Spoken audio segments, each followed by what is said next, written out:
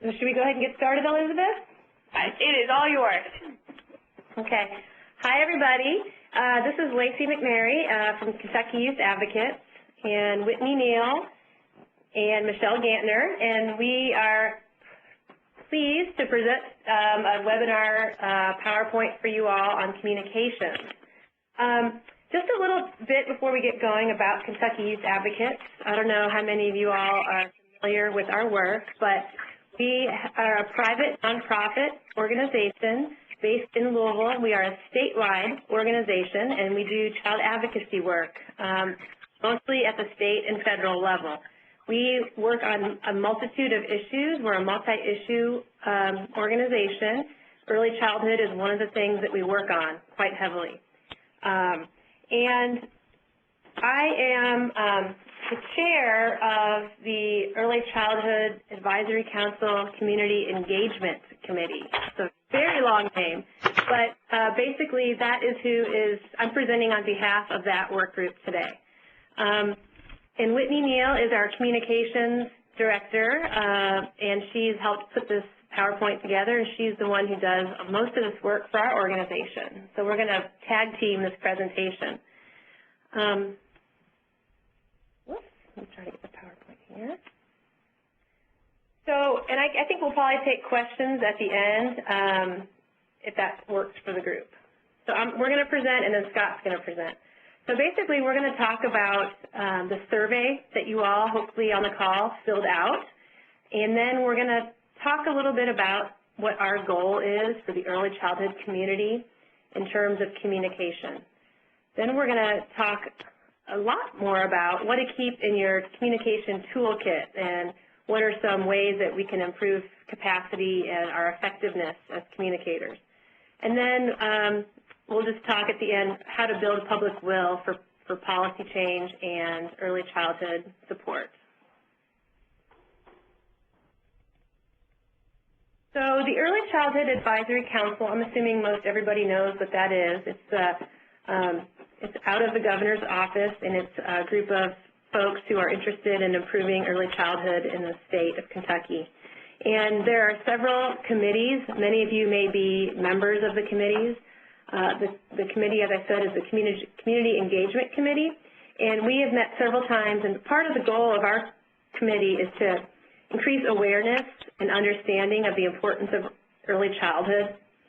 And to do that, we wanted to start out by building the capacity and understanding what the capacity in Kentucky is for communicating messages, positive messages about the importance of early childhood. And some of the people some of the groups that are on that committee are us, 4Cs out of Louisville, Children's Inc., Kentucky Association of School Administrators, United Way of Kentucky, Voices for Early Childhood. I can see that some of the members of our group are on the call today. So hi, Mike, and hi, others. Thanks for all the work you're doing. If you're interested in joining this group, just let Elizabeth know. Basically, we're trying to figure out ways to build a network so we can send out unified collaborative messages. We're trying to highlight successes and try to all speak in one language about early childhood. So, again, most of you probably filled out the survey that we sent out recently, and we asked a lot of questions about the use of social media and electronic communications to figure out what the current capacity in Kentucky is in the early childhood community. Who's your audience? How are you communicating with them? Where are their gaps? Where are their opportunities? And this went to all of the councils, and then hopefully you all forwarded these out to your networks, and everyone kind of forwarded out. We got 177 responses, which I was very pleased with. That's a great response rate for something like this. And it looks like we got 49 out of 69 councils who responded.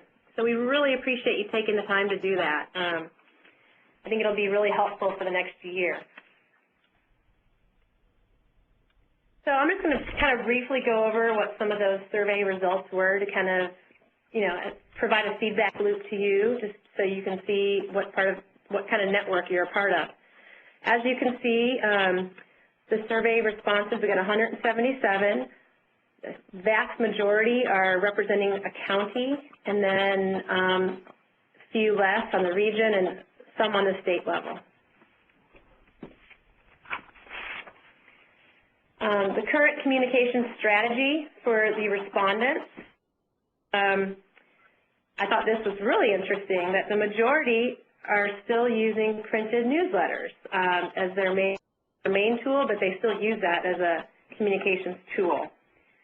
Social media is not used as widely, but it's, people are starting to utilize it a little bit more, which is great. It'd be interesting, I wish we would have asked, are you satisfied with using a printed newsletter? Do you find that it's the most effective way to communicate? Or what's holding you back from maybe enforcing the 16 colleges of the Kentucky Community and Technical College System. Higher education begins here. Unfold, I think. State senator, an award-winning engineer, a teacher of the year. Yes. Elizabeth, can you maybe mute the crowd?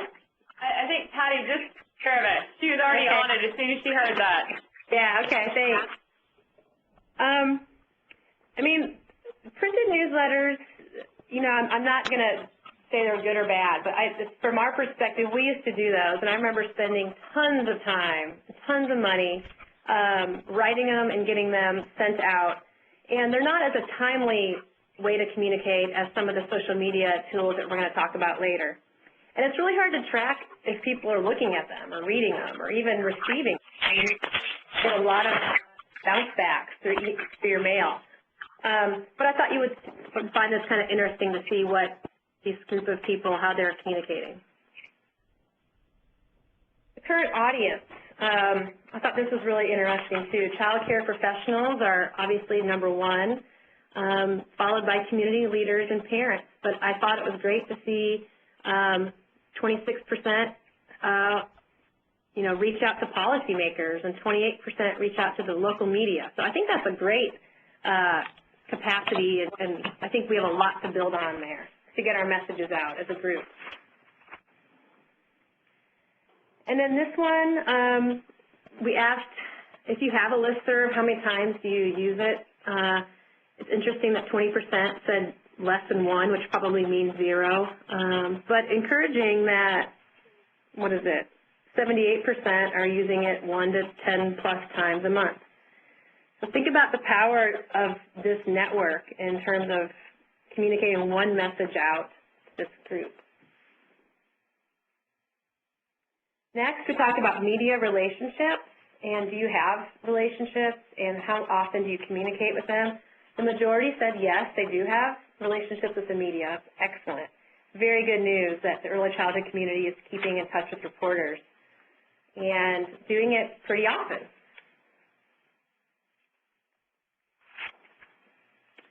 And one final word about the survey is we asked if your group was provided with ready-to-send messages in various formats, whether it's listserv, press releases, Facebook, Twitter. Would you be willing to send?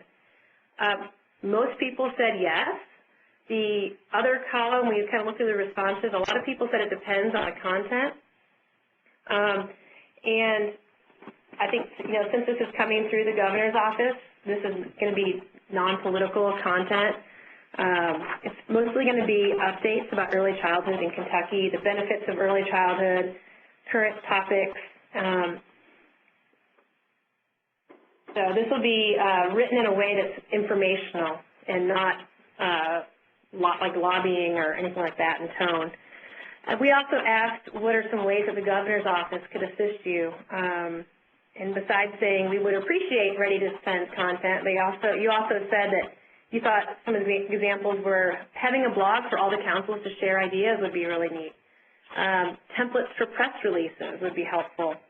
And then they'd like to be able to share webinar invites and information with others in their community. So we were really happy with the results of the survey, and I think it's going to provide our committee, but also hopefully you, with a little sense of what your colleagues are doing in Kentucky in terms of early childhood. And so, the whole goal of this is to share research-based, easily understood messages through traditional media like newsletters or press releases, and then also maybe exploring social media And the ultimate goal is to improve children's outcomes and to reduce social cost later. But I'm preaching to the choir on that. You all know that. So now we're going to move into some more of the the specifics in terms of the communication toolbox. And Whitney here is going to talk to you a little bit about some of the various tools that you can use. Hi, everyone. This is Whitney Neal with Kentucky Youth Advocates. And thanks, Lacey, for giving us a great overview of the survey. And thank you again for taking the time to fill that out for us so we get an understanding of what resources you guys use and how often you use them. Now that Lacey's touched on what kinds of messages we'll be sending out and the overall goal of this early childhood community, I'm going to talk a little bit about the specific resources that can be used to share information, not only between each other, but also in your communities and with the public. As the survey showed, many of you stated that you don't use social media.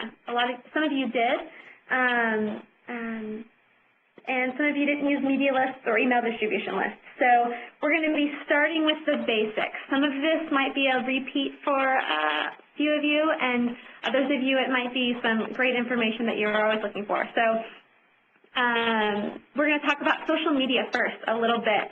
In 2010, Nielsen did a study on how people use the internet. This was already 2 years ago, and they discovered that 22.7% of the time spent on the internet was with social media. That was a 43% change from just 1 year before, which was at 15.8% of the time that was spent on social media. And then if we're looking at the number of hours, let me see if the slide will advance. There we go. If we're looking at the number of hours that are spent online, again, this is 2010, 906 million hours were spent on social networks and blogs, and 329 were spent on email. This makes the case for increasing our capacity in using social media and getting organized in doing that. So we're going to talk a little bit about the specific social media resources that you can use and what social media is if you don't even understand that. Social media is defined as anything online that can get a conversation going. If it's a picture posted or a video posted, it's something that people can like and share and talk about on the internet. Why consider it? Why consider using it? Billions of people are already using it, and it may be a really cost-effective way to engage your communities. Social media tools are becoming more and more integrated into mainstream everyday communication. And at KYA, there have been some really great things that have come of our use of social media. It's helped us understand and learn from what other organizations are learning and what others are talking about in the community. And it helps us see what's on the minds of legislators and policymakers. If you didn't know, you can be friends with almost every single legislator on Facebook, and you can follow a lot of them on Twitter. It also helps us get in touch with others across the state of Kentucky and across the country. So this could potentially help you stay in touch with each other and to stay in touch with your community. It also helps us stay informed on what's in the news in a really, really timely way.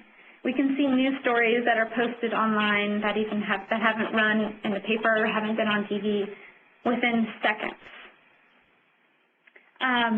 What tools should you use specifically? What you choose should really be based on your goals, your audience, your staff time, and you should consider what you're already using and how you can integrate the channels with your communications in terms of your tone and your message and the policies and rules that your organization has. One great thing to do is just to try things out for yourself before you introduce them to the overall group. So first of all, Facebook. Basics on Facebook. It's a widely used site that helps people stay in touch with each other. It allows you to set up a profile with pictures and comments and updates And as of just last month, there were more than 1 billion active users on Facebook. Active users. And the survey results showed that some of you use Facebook, but only 21% of people who responded noted that they had a Facebook page. 21. 21, yeah. People. 21 Respondents. people or organizations or councils have a Facebook page and shared that link with us. This isn't a personal page. This is a business page. And the number of people and the number of likes for each of those pages ranged from 38 all the way to 692 to 1,044. The average number of likes per page were 250, which is very encouraging. Getting started on Facebook is easy. I won't belabor on this, but you can go to facebook.com and get started by creating a personal page. If you already have a personal page, then you can easily set up a business page. And once you have 25 likes, you can have a direct URL to your Facebook page. At KYA, our site is facebook.com/Kentucky Youth Advocates. So we can direct people to that direct link. How can you use Facebook as a council? Nonprofits, agencies, organizations, councils can create a Facebook page and allow people to follow their organization in the same way that they follow friends, by posting videos and links and starting conversations about things that are in the news or announcements that were made by the governor's office. People can like your organization's page and see updates about what you're doing without having to navigate for your website. This is so important because you only have people's attention for so long online. We have a rather short attention span, most of us, when we're online. And if you can share information and involve people within Facebook, then without pulling them away to your external website, then the chances that they'll stay engaged really increase. I would say, too, that just as a personal user of Facebook, when I look at it at night, at home, and I like organizations, I have a little bit more time to maybe be active and share links that organizations I like are posting and things like that. Yeah, as some of you noted, Facebook can't be accessed in your schools or at your workplace, but like Lacey's saying, that other people are accessing it at that time. And so if you can find a way to get involved when it's possible, it helps get your information out in front of them. If you're posting it at night, you may see it the next morning, which is really great. Here's an example of the Community Coordinated Child Care Facebook page. They have 819 people liking their page and following the updates that they're sending out, which is so encouraging. And the next one we're going to go over is Twitter, which is similar to Facebook in the way that you can have a profile and you can share who you are or who your organization is out with the public. It's a lot more simple than Facebook because you can't share as much information, and the information that you're sharing is limited to 140 characters. So you have to be very strategic about what you're saying and what you're linking to. You can send updates about what you're doing, conversation starters, or links to pictures or videos or other kinds of resources. Signing up there is also easy. Twitter.com, and you can click sign up for Twitter. A really great way to get started is to start posting information start posting simple tweets. And then you can get the ball rolling in a more strategic way from there. Only 5 people who filled out the survey responded saying they use Twitter, but the number of likes ranged from 26 to 153. At KYA here, our follower base has grown from 0 to 630 in just 2 years. And the number of interactions that we have with people have grown from just a couple a month to more than 50 a month, which means that people are interacting with us.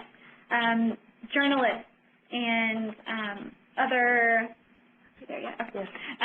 Other journalists and other partners, they're either, they're following our tweets and they're retweeting them to share what we're saying with their followers. And they're replying to us and getting the conversation going. You can also use hashtags, which is a phrase or a keyword or something that has the pound symbol right in front of it. Elizabeth let us know a little bit earlier that the early childhood hashtag that's been decided is Kids Now. So I think Lacey's sending this out through the chat box, but it's pound Kids Now. Anytime you're talking about early childhood programs or services or investments or news, you can use pound Kids Now. And people can not only follow other people, but they can follow hashtags. So if someone is really interested in the early childhood community like we are, we can use a service called Hootsuite, which we can share more about you if you're interested later, and follow that hashtag. So every time we go on, we see a stream of what's being posted on that. We actually used a hashtag at our event yesterday, the Step Up for Kids event, and it was neat. I was following it, and you could see not only our posts, but there was a reporter in the audience and partners in the crowd who were tweeting about the event with that hashtag, so you could see what everybody was saying about it. It was pretty cool. Yeah, and one great thing that we've learned, like Lacey said, we had a reporter there yesterday, but a lot of news outlets across the state will share their stories. And so if it's whether it's a large paper or a small paper, connecting with them on Twitter strengthens, the possibilities for relationships. And people love to get feedback on there. So if a reporter shares a story, they love it when you retweet it or when you reply. And that's a great way to connect with them. Definitely a great way to build partnerships with your colleagues, too. I mean, just even, Janet says thanks for showing their blog, and that was just, that's kind of the point of social media, is to share information with each other and not kind of hoard it, It's a way to really get the information out and share it and build partnerships. Right. Plug, plug, plug. Mm-hmm. Here's another plug. Here we have the Kentucky's Voice for Early Childhood Twitter page. And as you can see, they have a couple tweets from themselves, and then they have a couple tweets or retweets that they've made from the Children's Campaign and Parents Place. Mm-hmm. All right, and the next resource we're going to go over is a blog. Only 3 people noted, or only one person in the group noted having a blog. A blog is an online site where one or more people can post fairly frequent updates. You can post as many as you would like or as few as you would like. Either way, it's told from a personal perspective, and it has more of a personal tone than a press release or maybe a listserv message would. To start a blog, it's really simple. You can go to TypePad or WordPress or Blogger, and they're free and relatively easy to set up. Comments are allowed on blogs, which is great, but it's also hectic sometimes. Either way, whether you're getting a few comments or a lot of comments or positive comments or negative comments, the main point is that it's getting the conversation going. And if you have time to respond to that and be diligent in replying, then it's great to have conversations there. One thing that we've learned here at KYA with a blog is that you need to expect to have a relatively skilled writer or a number of writers to update the blog. Typical blogs are updated at least once a week. You can post more, once a day, multiple times a day, but the key point is that it's consistent. If you're posting once a day, then it should be once a day. If you're posting 4 times a day, it should be 4 times a day. If you're posting every other week, it should be the same thing. The main point is that your readers, they will go to expect something from you. And if you are consistent with it, they'll come back. benefit, not only that not only is it free, like I mentioned, it can be used as a newsletter, and there are no printing costs there. And if read by reporters, they can turn into newspaper stories. As you all know, local reporters are strapped for stories and they're strapped for time. And like we'll talk about later, press releases can be used for stories, but blog posts can also be used for stories. Just this past week, we did a blog post about a rally that we're having in Danville. And a local paper who follows our blog just copied and pasted it right into a story. And that was a good win for both of us. Yeah, we got our message out, and it wasn't changed at all. Exactly. And then here is another example, another plug here. Children Inc. has a blog where they talk about their day-to-day work and promote their cause, which we're all about. And then here's an example post that that KYA did on our blog when the Department of Education announced the kindergarten readiness screener. We sent out an update to our followers to let them know and to talk about the benefits and what was ahead. The next tool that we think is really important to keep in your toolbox is a listserv or a distribution list of some kind. Most email systems, whether you're using Gmail or Outlook, you all know probably that you can create a distribution list easily.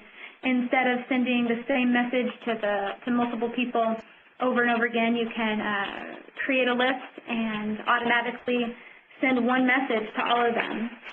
But as your list grows and as you bring in more people interested in your cause, it's sometimes important to consider other services. And if you're interested in also tracking what's being opened and who's clicking links in your emails, and who's sharing your emails, it's important to consider upgrading to some kind of service. As you guys know, read receipts are an option, but they're not always the most effective option. But services like Email Now or MailChimp they're relatively inexpensive, averaging $30 a month for an unlimited number of messages to a large number of people. And you can send out updates about what you're doing or requests to write a letter or send in an op-ed. And when you send that out to your list of however many thousand, you can see who's opening it and you can see who's clicking so that you can gauge the effectiveness of language that you're using and how often you're sending it. Is it too much or is it too little? In the survey, we haven't touched on this yet, we asked how many people were on your list if you had one. And we totaled that there was over 10,000. Over 10,000. We were reaching over 10,000 people. And we know there's a lot of groups out there that could be included that didn't necessarily fill out the survey. Exactly. So we're thinking if we added our numbers to that list, a few others who are definitely interested in the cause, we could reach 25,000 people. And that means 25,000 people are getting the same message, and it's going farther and wider. Here's an example of a listserv message that KWA sent out last fall.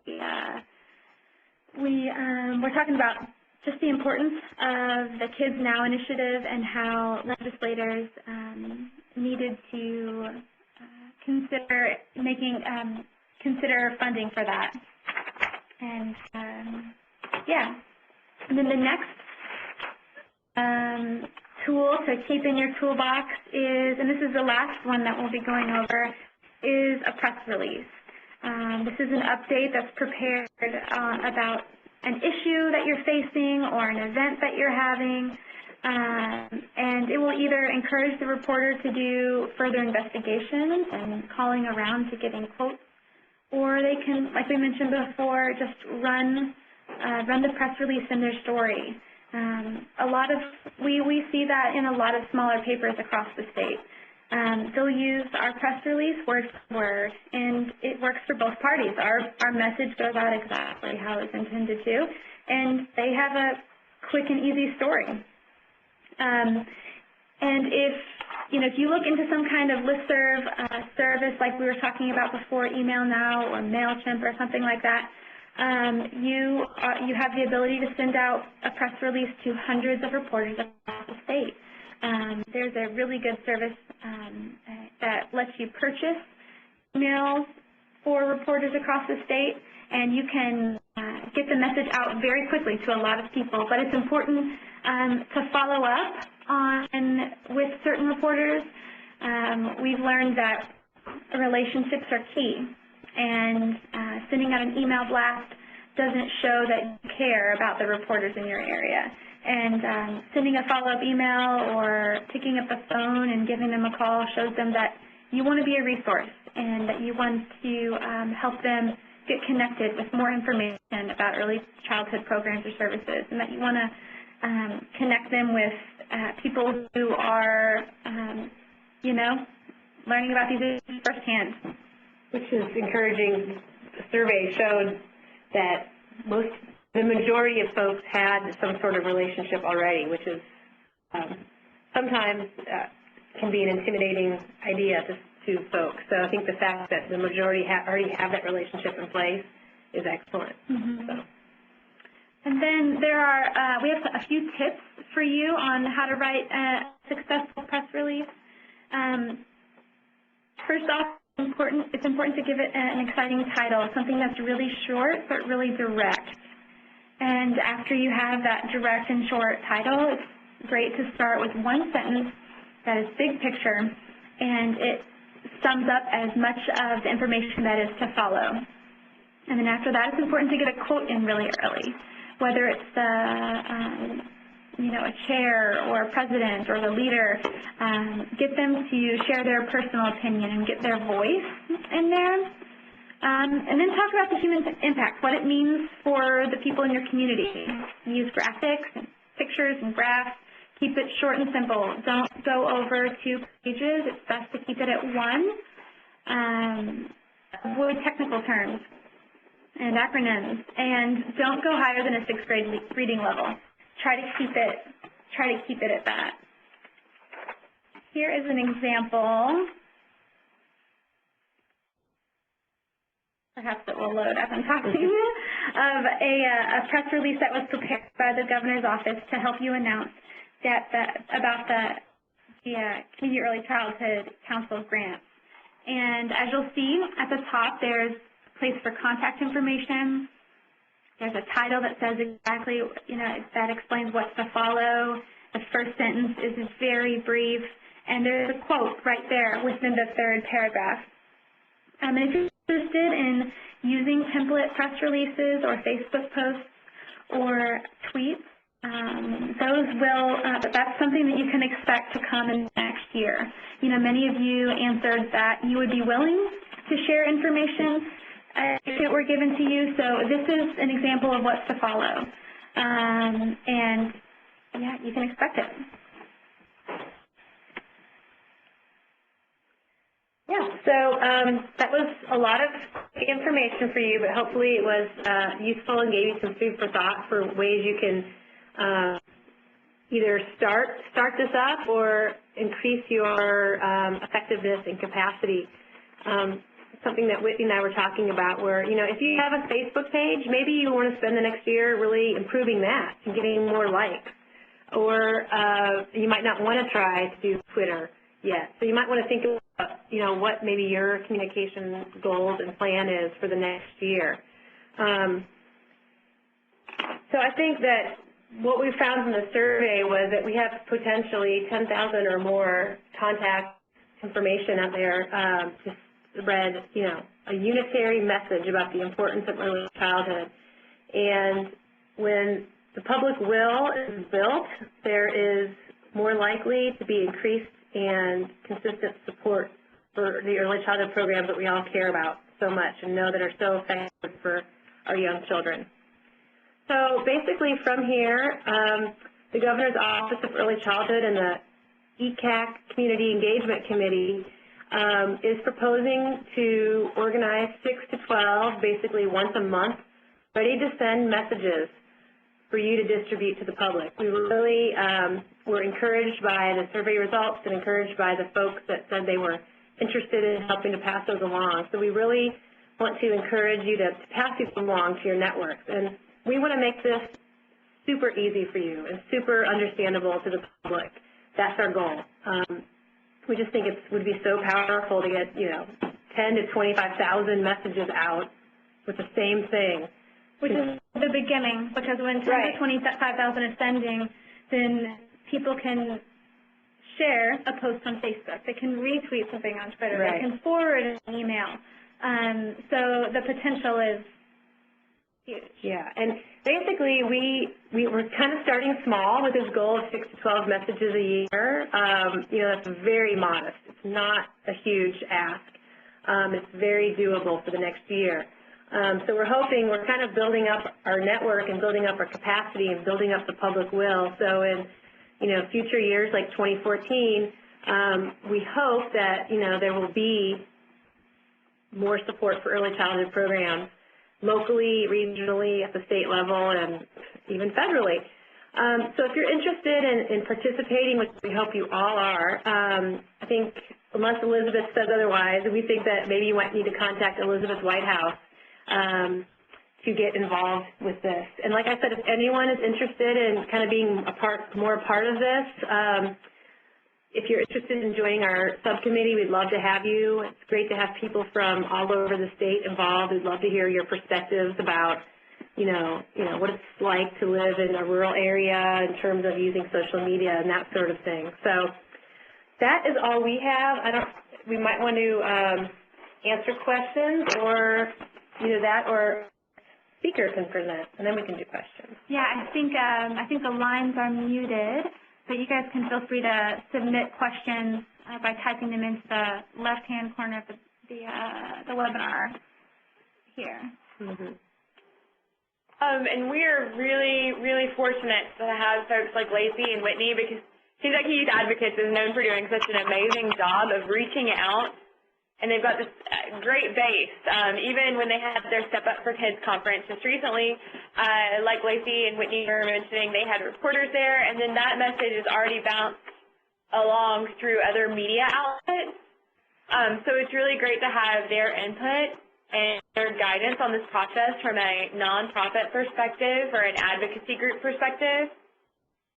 But please reach out to us if you have any questions, or especially if you are interested in forwarding a message on, or if you want to be involved in the group, just shoot me a quick line, a quick email. But we're really excited to have Scott here as well, Scott Turner. He is the Scott County Preschool Family Resource Center, and he is our great example on what a local council can do, reaching out to the press. And I know that we've sent it out before. We let everybody know about the good press that the Scott County Early Childhood Council had received with their local paper. And one of the things that we're going to do after this webinar, we'll send out the PowerPoint. We'll send out our Wilson County press release, our fake county that we use, and we'll send out the example that Scott has. And with no further ado, I'll turn this over to Scott, where he's going to give us some great input on what's worked, what hasn't, and what his thoughts are on where we need to go forward. Thank you very much, Elizabeth. If people have questions and you want to submit them, I guess we can do that in writing, or if you'd like to wait till the end, that's fine too. I'm going to cover briefly three things. One is just a little bit of a discussion about communication and sort of big picture versus detailed picture stuff, kind of the who, what, why, and how. A little bit of discussion about who stakeholders are and maybe a way to think beyond your initial grant application in terms of who your stakeholders can be, and then a little bit of discussion about level of involvement, and then I'll kind of dive right into some of the stuff that we have found worked, and more importantly maybe some of the stuff that didn't work and why. Okay. The first thing that we found worked for us, and Scott, let me say first that Scott County has had an early childhood council in one form or another for about 15 years. It actually predated the Kids Now initiative. It was a subcommittee of one organization and then became something else and then became what you would now know as the Community Early Childhood Council. This year we expanded and we went in with 3 other counties. We're now with Harrison, Bourbon, and Nicholas County as well. So we're kind of doing 2 things at once. This year we are maintaining and expanding existing services that our council has provided in Scott County, and we are getting 3 previously unfunded but still somewhat active councils up and running, and just trying to share some of the things that have worked for us. Big picture stuff. This is the kind of stuff that every single person on your council should be able to talk about. And this is kind of the who, what, why, and how. You might think of it as your elevator speech. And we all know that what are we here to do? We are here to support the creation of high-quality early learning environments. We are here to support families in whatever way we can, and we are here to gather and share important data about the state of early care and education in our communities. And that pretty much can be your elevator speech with a little bit of supporting details based on what your application, your needs assessment said your county should be doing. In addition, at a slightly more detailed level, you might designate a handful of people, 2, 3, maybe 4, who can be your go-to people for longer presentations that you can deliver to civic groups, faith-based organizations that might have an interest in early care and education.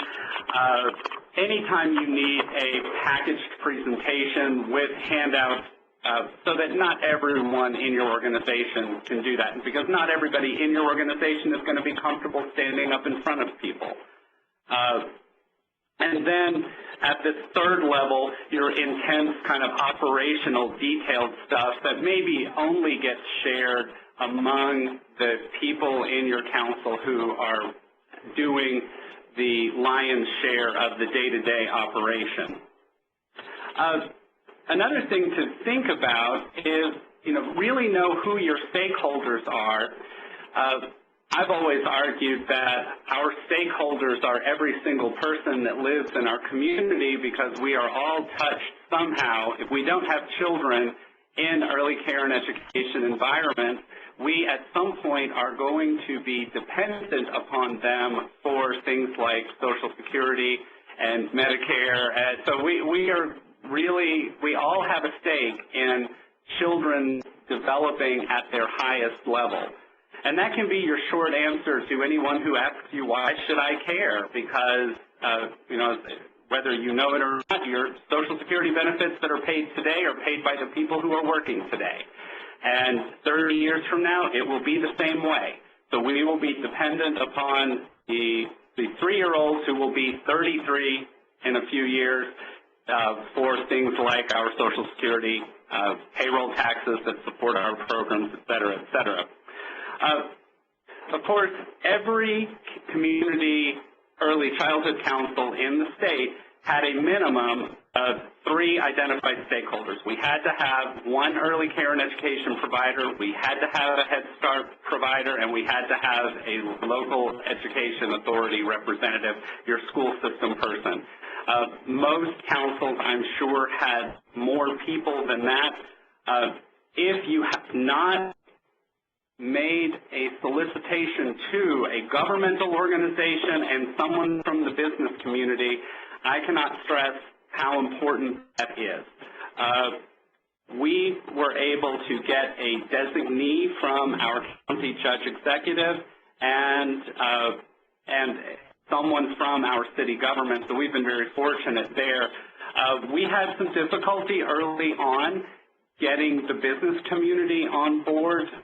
It did not hurt 2 years ago, this past June, when the Great by 8 Summit had the president of the Federal Reserve Bank of Minneapolis, St. Paul, sharing some research that they had done that demonstrated that for every $1 that we spend in early care and education quality enhancement, we save $8 down the road.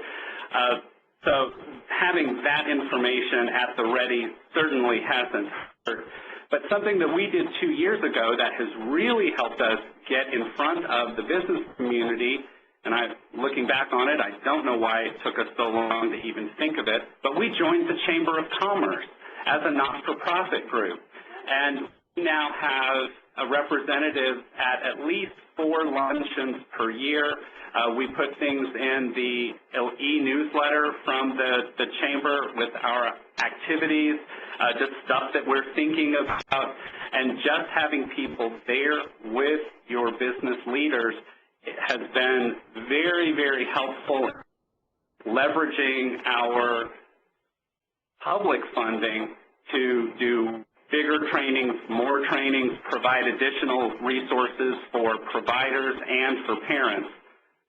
So I know that it's very effective, and I would strongly recommend it. Most chambers of commerce have greatly reduced dues fees for not-for-profit and community service organizations, and depending on your community, there might not be a charge for your organization to belong at all.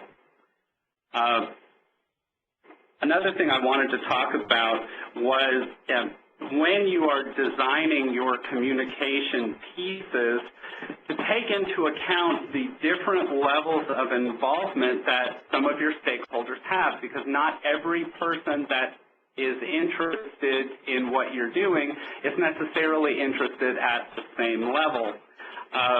So I've just kind of divided it up in my brain to core people that need to know and want to know absolutely everything that the Community Early Childhood Council is doing.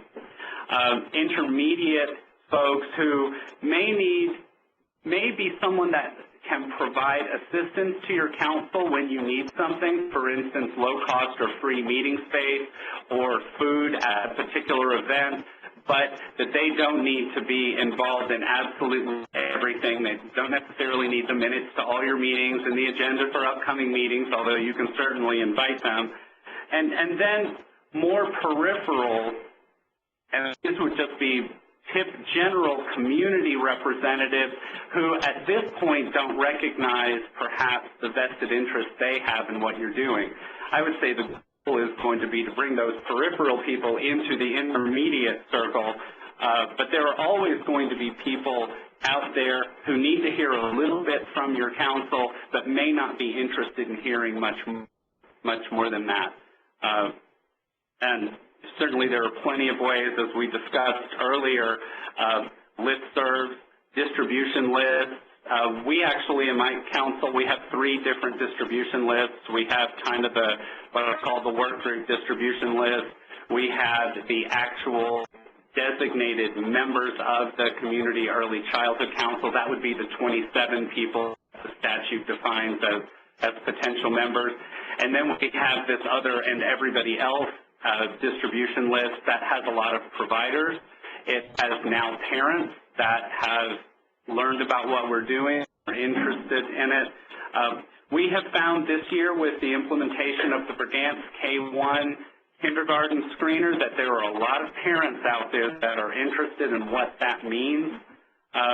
There have been opportunities for train the trainer with that Brigance K-1 screen. I've actually attended one last month up in northern Kentucky, and that is something that, because that's new, people are now aware of it, that it would be very helpful to your council to have someone be pretty fluent in discussing why are we doing it, what does it mean, what's involved, what does the screener tell you, what does it not tell you, that sort of thing. Because right now we have a really interested population, and those are parents of kindergartners. Okay. Although I probably am not practicing what I'm preaching, I would recommend that you avoid communication overload. Because I'm sure that we have all at some point or another signed up for a list because we thought on a listserv or an email distribution list that we thought would be great information for us, And now so many things come from that organization that you just can't possibly read them all. So the other thing is to ask before you send something out, why am I sending it out? We have in the past perhaps overdone it a little bit and found that we talked so much that people weren't always listening when we were talking about something really important. Okay, now I'm going to shift gears a little bit and talk about some things that we have done over the years that worked really, really well. And some of these are probably seem self-evident, and I'm going to point them out because these were not things that we started doing from day one. Okay, number one, identify others in your community who might be doing some of what your early childhood council is seeking to do. You may have, for instance, a child care center directors forum. Some communities have those. If you do, that's probably a meeting, if they will let you attend, that you should want to go to. Always seek out collaborative partners. Scott County is fortunate to have an organization called Georgetown-Scott County Community Connection, and it is a collaborative group of about 300 individuals who do health, human service, quality of life work somewhere in Scott County. They can work in other counties too. It has been a marvelous way for us to get our information out to people who don't necessarily need to or want to be part of our daily communication, but need to know about the really big things that we're doing, the really important things. If you don't have representation from community clubs or groups, any kind of group with a social mission, faith-based organizations, parent-teacher organizations at local schools, your Department of Family Resource Youth Service Centers, those are, most communities have at least one. These are places to definitely get in touch with. Some family resource centers, for instance, still have the training and support of child care providers component in their plan of work, and that can be a great collaborative partner. Family resource centers are able to purchase food, for instance, where your early childhood grants are not able to purchase food. We have found it very successful during the non-legislative session time of the year to invite our elected representatives to events, training events that we're hosting, a community forum on early care and education, the grand opening of a new center, all those types of things. And in those events, it's a fabulous opportunity to share, going back to that elevator speech, what are we doing in your community? We are improving early learning environments, we are supporting families, and we are gathering and collecting data so that people will know how well are we doing what we're doing as a community. And we need your support, and we appreciate your support, and we're very glad that you came and joined us tonight. And that's really all you have to say. We have representatives who are on our email distribution list. I imagine, just from some of the replies that we get, there are people in those offices, maybe not the legislator, him or herself, but somebody in that office who is keeping up with what we're doing. Something that we did a few years back, and haven't done it again, but it really got the ball rolling, was a community forum that was hosted by our judge executive. You would be amazed how an invitation from your county judge executive to someone to attend a function will get attendance. And we were able to add some sector representation from that one event. We had a speaker from the University of Kentucky, a couple of other folks that were doing particular work in our county, and we were able to add people to our council who have remained, or at least we have added that sector representation, and that sector representation has remained since that point. We have also found that SurveyMonkey for event registration and even needs assessment has become very, very successful. In fact, so successful that we have stopped doing paper registration except for people who will either call or email and say, for whatever reason, I can't get the SurveyMonkey to work, which is rare, or they just don't have access to the Internet during work hours or outside of work hours. Some things that we have done that didn't work.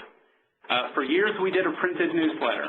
It never really did what we wanted it to do, and we were spending a lot of money on postage. A few years back, we went to an electronic newsletter, and now we're pretty much just doing our email alerts. We do have a fledgling Twitter account that we are growing. Some other things that we found did not work. For a while, we had a page that was on another organization's website, but we did not have content management rights to that page. So we had to submit what we wanted on the page to someone, and often it was gotten wrong, or it was outdated. For a while we were trying to publicize our meetings on that, and when you went to that website, you could find out when the meeting we had in April was, but not the meeting that was coming up in October. So some other things that we have found didn't work, and this wasn't necessarily communication related, but I guess in a way it sort of is, having too many people that were on the council who were not necessarily able to bring much to the council. I know that may seem like an odd problem to have, but there was a time when we had many people that were interested in community service and community engagement, and early childhood was one that was a pretty easy sell, but we found that they weren't people that really wanted to do much. And so we found that over time, when we could be a little more selective in who would be representing different sectors, that was helpful. Although we do have a judge executive designee, we have attempted to limit the use of designees from sectors as opposed to actual representatives from those sectors themselves. And I think I have said everything that I came here to say, so if there are people with questions, I would be more than happy to try to answer those.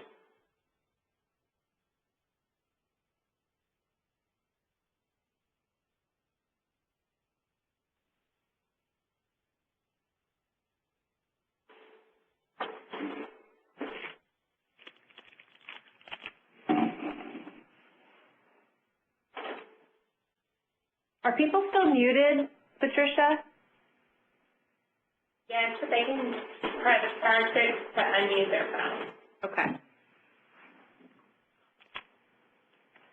Okay, this is record webinar time. We've been in an hour, had 2 presentations, talked about the website, all types of good stuff.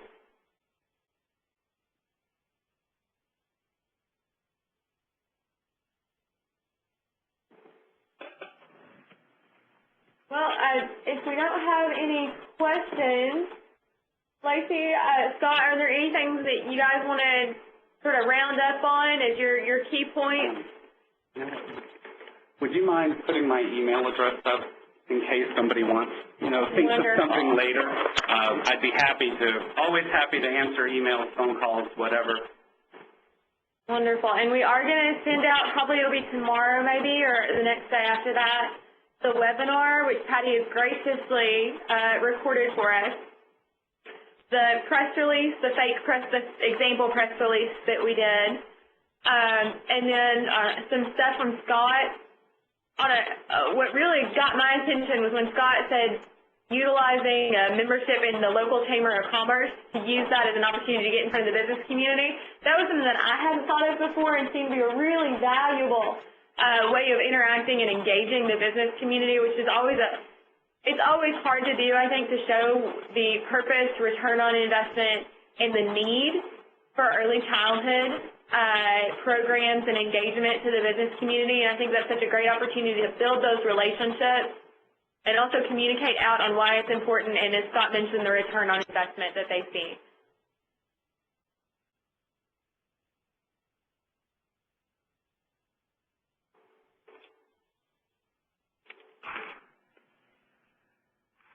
Well, Lacey, do you want to close us out? I don't really have anything